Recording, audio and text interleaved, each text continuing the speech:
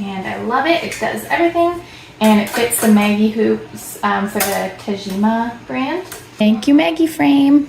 Hi there, I'm Kelly. I'm going to show you my setup for using the Maggie magnetic frames for machine embroidery. So here we go. Hooping station from MaggieFrames here. I've got the sleeve station set up here, and then this is my table for working on. So first thing I'm just going to show you is once I've got my embroidery item marked out with a pin where I want to go, then all I need to do is take it right over to my hooping station. But first I'm going to show you one of the hoops that came with my machine.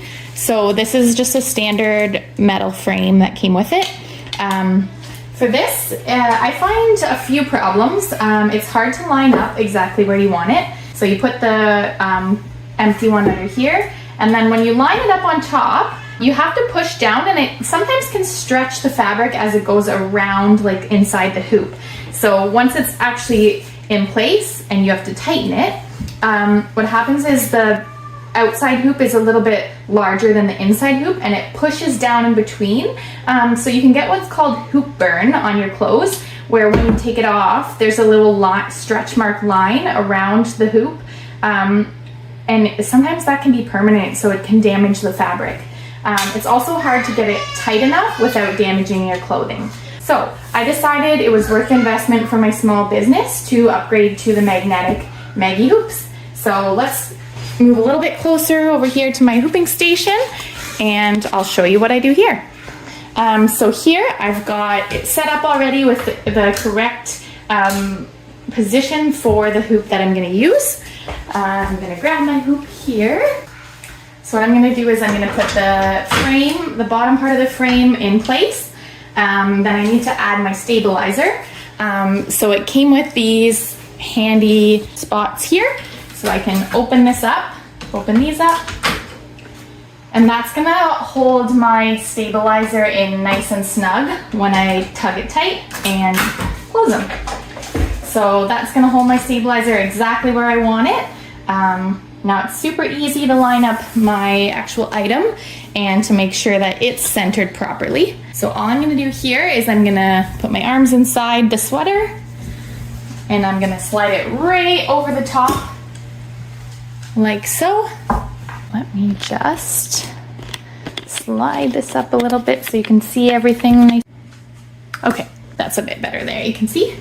So I slid my sweater on right over top of the hooping station, and now I'm just gonna slide my arms in and make sure my stabilizer is all tucked in place. I like to also add a second layer of medium weight cutaway stabilizer for sweaters.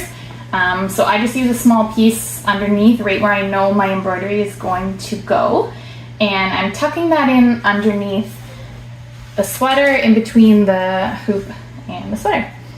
So now all I'm going to do is I'm going to follow my center line of the sweater, and I'm going to make sure that it's lined up the front and the back. You can also kind of hold the sweater sleeves out and see that everything's all straight. So that is beautiful, nice and straight. And your image is gonna be centered and easy peasy every time. So it really takes out the guesswork between trying to get your image center and horizontal. So now I'm gonna grab the magnetic part of the frame. I'm gonna make sure that the machine hook is pointed in the right direction, and all I'm gonna do is bring it close, and just like that. So now I just kind of confirm that everything is nice and centered. Looks great. Now we're gonna move it over to our machine. It's a 15 needle machine, and I love it. It does everything, and it fits the Maggie hoops for the Tajima brand. So I'm gonna slide the hoop in, and then just make sure both sides of the bracket are clicked in. And then I'm also gonna make sure that the top part of the sweater is not tucked underneath the hoop. So you can double check that underneath.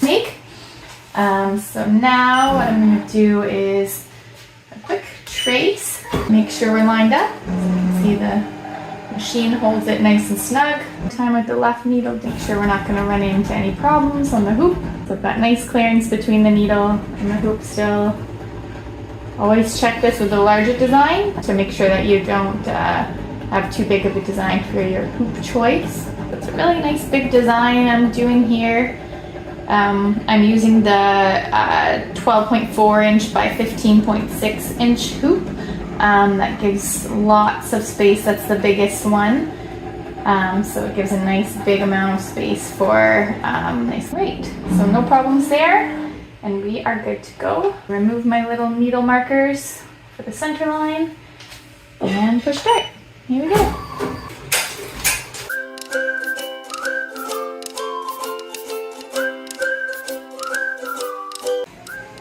Alright, so it's all done. And there's our nice sweater. Thank you, MaggieFrame.